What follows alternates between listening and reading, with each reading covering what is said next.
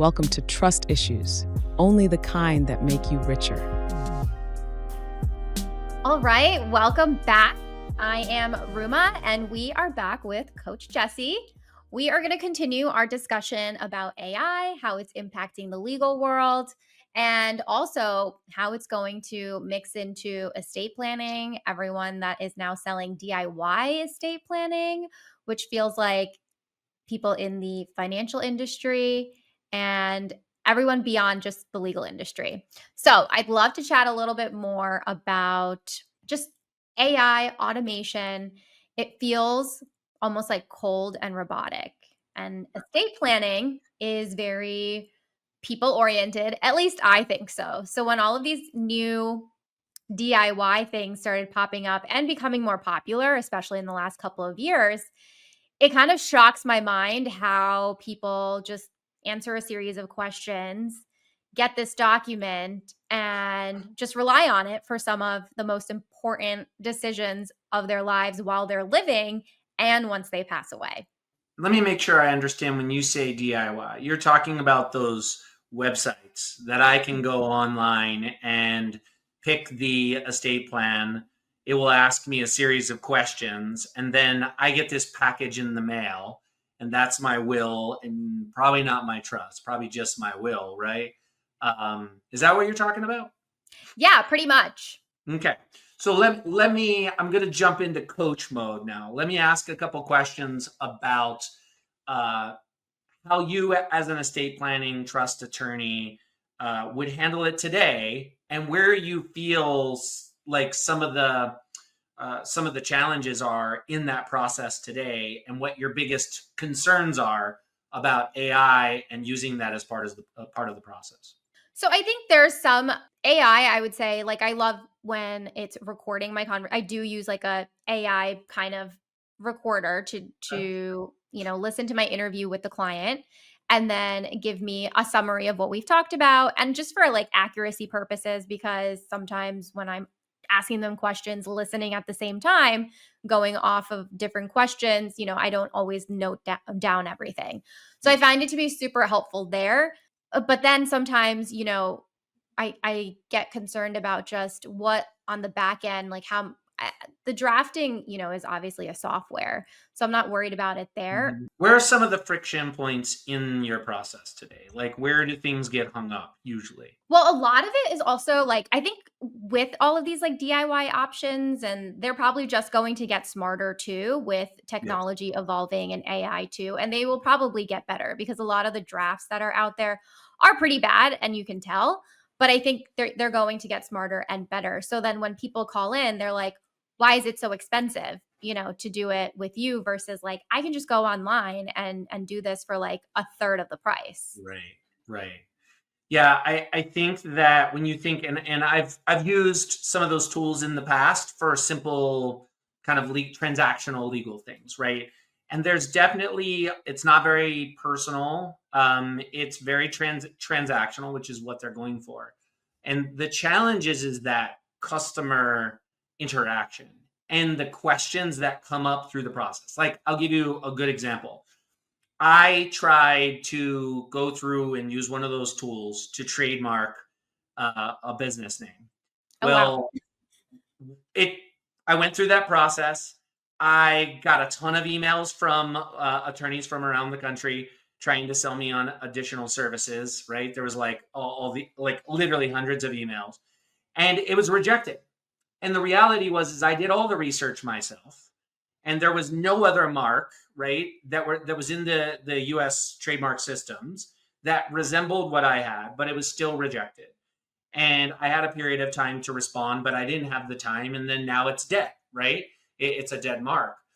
And I think for me, we as consumers, we want instant gratification. We want it to be as quick as possible. We want it to be as cheap as possible, and we want it to go fast, right? So why not use one of these services? Well, you could use one of those services, but it's really missing out on the human element. So if you're going to use AI to help reduce your cost as an estate planning attorney, the area that you can add value is to do things like, and you've done an amazing job in your business in general by using things like video through the process. There's also a really cool thing, and again, a lot of these projects I can't talk about publicly because they're very sensitive, but there are tools like Heygen, Heygen, where you can create a digital AI avatar, so like a digital twin of Ruma, Yeah. that actually, if you built a process to do, let's say, to get the actual estate planning process automated as much as possible, they could actually go through the entire first phase of the process using an AI avatar. So that's not happening on some of the legal.com companies, right? We won't say the last part of them, but the companies that you can basically do that, they're not going through that process. They're not going to create a digital avatar of their attorney because their attorneys are like cycling through and through, right?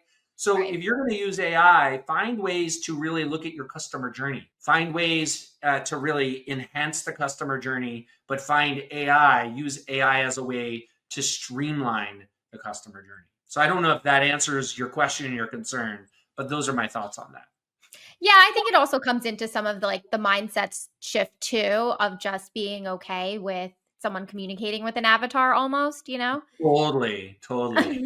Like It's when I weird. started doing the videos, I was like, is that really enough interaction with the client? Like I've spoken to them for 15 minutes since I engaged them. And now I don't even know where we are in the transaction because there's just these videos of me going out at certain milestones. Yeah, I think it goes back to what we talked about in coaching a lot about like delegating, not abdicating, right? And if you delegate, think of AI, if you're going to really think of an agent, an AI agent, think of it as another employee that you would normally not hire. You already have your paralegals, you already have an attorney, you already have legal assistants, and they're doing a great job, but you're going to look at these agents as a way to augment the work you're already doing. Because you're also that will free you up to increase capacity. So many law firms are at capacity. Now there's either the ones that are at capacity or the ones that are struggling to get new clients in the front door. But for those of you that are doing a great job and bringing clients through the front door, whether it's figuratively or literally, you really need to look at AI as a way to really expand and scale your business beyond what you can do. And to your comment about like, are your videos going to be enough to the client? You need to test that, right? That's what testing is all about. We don't just implement something without truly testing it and making sure that it's validated. But we need to just see, will people actually like what I'm doing? Will they want more than the video?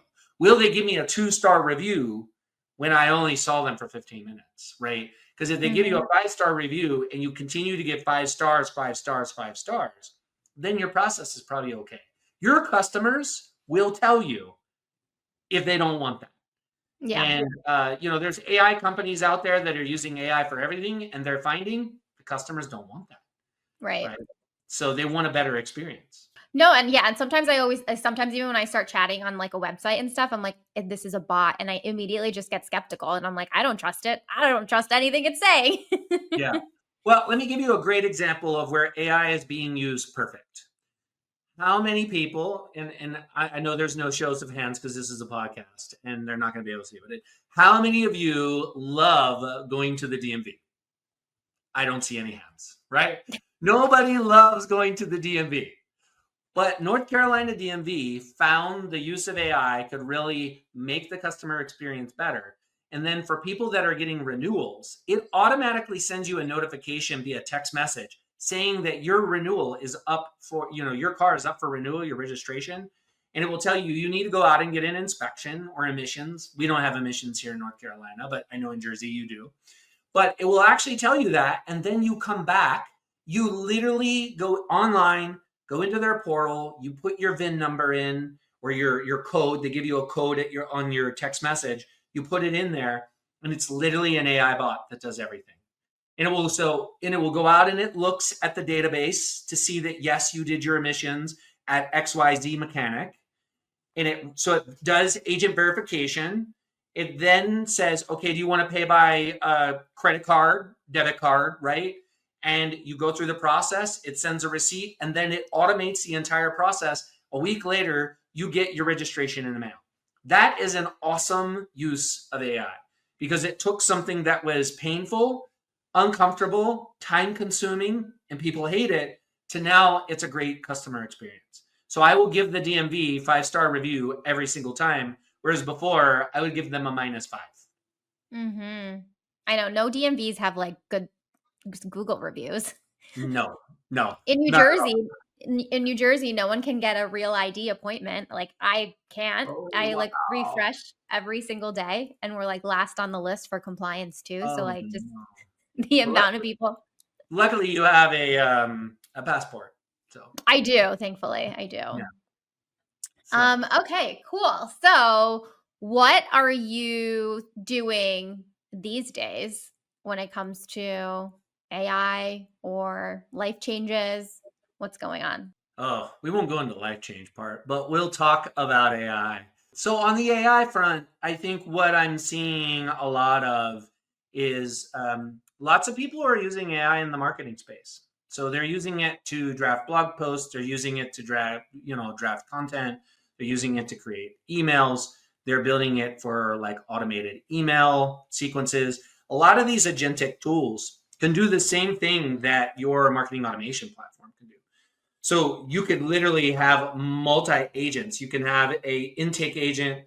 You could have a follow up agent. You could have a collections agent. You can have a nurture agent. So for leads that download maybe an estate planning guide for people over the age of 55, right? Something like that. You could literally use the agentic platform to personalize that experience. So the key word that I just said is personalization. It's Right. personalizing that experience. There are some capabilities in a lot of these traditional marketing automation tools that have personalization, but not at the level that these agentic solutions do. So I think Mhm. where I'm really seeing a lot of trends changing is how do we use agentic AI to personalize the experience? That is probably one of the biggest areas. And the other one is really just administrative burden. That is one of the key areas. In my CLE training yesterday, one of the biggest areas of administrative burden for attorneys is actually time tracking.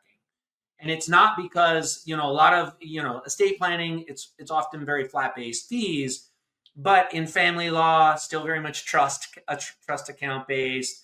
But even if you are a flat-based fee service, and Ruma, you should know this because we've had this conversation a few times, you should still be tracking your time so that you know whether or not the time that your team is putting into a particular matter type, that it still aligns with your pricing model. If they're doubling the amount of time and you build it, let's say, off of 10 hours, and they're now doing 20 hours of work, you're not as profitable as you used to be. So you can then look at using AI for time tracking purposes, actually use the AI agents to actually keep track of that, and look for trends and do a lot of other things. So I'm seeing those two areas seem to be the areas that a lot of companies, it doesn't matter what size, that are really looking at AI as a way to support that. Yeah, I find that personalization is like so key now because AI can take so much information Yeah. and distill it into like doing research obviously is so much easier on a person now. Um Yes. and getting the analysis too is crazy. Like I can just put in some links and be like, give me the profile on this person. Yeah. And it's better than research that like my assistant does, you know? Yeah. Yeah. Yeah. There's a lot of really cool things that are happening. It's going to change. So, like, if you think, like, why should I put effort into something today when tomorrow it's going to be different? The reality is you got to get started. You got to go in and you got to try it. Give yourself some grace because you're not like, even myself, some of these, there's like tools like Lindy. I like Lindy's user interface. I think it's relatively easy, but there's also tools like Relevance AI. There's so many agentic platforms and they're so hard to use. So I think I think most of them are great for low code. The no code solutions are quite limited unless you're a tech, geek guru. Even tools like Zapier can provide challenges for people at times. And now they have AI capabilities and agent capabilities as well. So I think you just got to give yourself grace. You got to try it. And some of them, they literally have templates. You just set up the templates. Like there's one where it basically triages your entire email inbox and moves emails into different folders automatically for you. Well, I remember me telling people to hire a virtual assistant to do that years ago.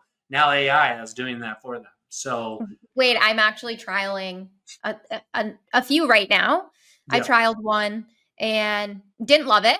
And then I'm on to my second trial right now. It's a little bit better. yeah, But that's what I also worry about. I'm gonna sign into a contract with one type of like AI, then all of a sudden like a better one is gonna come out. You know what yeah. I mean? Don't sign long-term contracts with AI tools. Yeah. The problem, so even though AI is super popular, the investment that people, when I mean investment, not your investment, but like or venture capitalist, right? The VC funding isn't necessarily still hot on some of these tools. I think some of the VCs are still kind of sitting on the sideline to see who kind of keeps growing organically, because there's so many tools. When OpenAI opened up their API to like anybody, everybody and their brother started developing applications Yes. and putting AI in their tools. So I think the financial markets haven't aligned with the growth of the tools. So I wouldn't recommend putting any long-term, like month to month. Like spend a little bit of money. If you see that, sign up for a year for like $1,500, or whatever the monthly rate would be. That's more. Sign up for the monthly rate, because that company might not be around in 6 months. No, totally. It's Yeah, so crazy. I was working on a different venture last year, remember? yeah, It hasn't taken off or anything yet, but like it seems like all of us founders just put it on the back burner for the yeah, past like 8 months. yeah. And we were in talks with a developer who was, obviously charging at like crazy six figures. And now I'm like, if we go back to that developer, what would they tell us in this world of AI to develop the app that we want? Yeah, well, development's changing too. And I know this isn't in an IT podcast, but Claude and some of these tools do a really good job of starting code, right? It's not perfect, definitely challenges in there. So application costs are going to go down. The cycle of delivery of application costs. So if you're a law firm owner and you're like really sorting through your list of tools, tools are going to become cheaper. They're going to become faster to market. There's going to be very like micro tools that solve very specific problems. And there's going to be really these tool marketplaces where you can go out and buy a tool to solve one problem.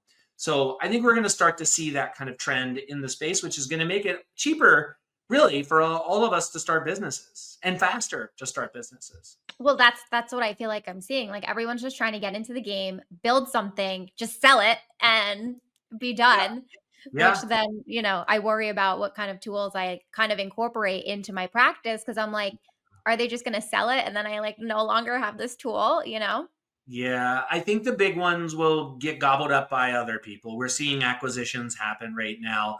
The first part of the year was a little bit slow economically, so we didn't see a lot of transactions, but we're starting to see more and more transactions of companies getting acquired. And Yep. I think that trend's going to go into 2026. All right. All right. Well, learned a lot today. Definitely things I need to go Google or use Perplexity to learn and break down. Thanks so much for being with us. So, where can people find you to learn more? Yeah, I think the best way is definitely LinkedIn. Jesse Jonathan Frye. So if you look up Jesse Jonathan Frye, my actual image is an AI generated image of me. That's still out there. I had AI create one. It's pretty close. Everybody says my eyes look like I have mascara, or not mascara, but like eyeliner and stuff, and my eyes are a little dark. I think I just look like a Steve Jobs, young Steve Jobs kind of guy with my black shirt and stuff. But LinkedIn is the best place. Connect with me. Send me a message. After the CLE yesterday, it was like 1,600 people on the CLE. I had like tons of people connect with me. And I'm happy Awesome. to continue the conversation with anybody. Happy to give some guidance if you're thinking about putting AI into your firm and building that way. Always happy to give back to the legal community, because I've spent 5 years and just love working with the legal community. I know. I miss your coaching. I know. I missed having you as a coaching client. It was so much fun. It was so fun. I was Well, thank you skeptical of again. that first year. I was skeptical of you that first year, but the last few years, you definitely stepped up your game and really loved working with you. So I know. I didn't even think I was going to make it that first year, especially how our first call started. Yes, that was an interesting day. I know. So, I will always All remember right. that. I know. Good times. So, all right. Well, thank you so much for having me. And I hope that the information that I provided was helpful for your audience. I definitely learned a lot. So thanks so much. All right. Thank you. Thanks for watching. Be sure to hit that like and subscribe button and leave us a review in the comments.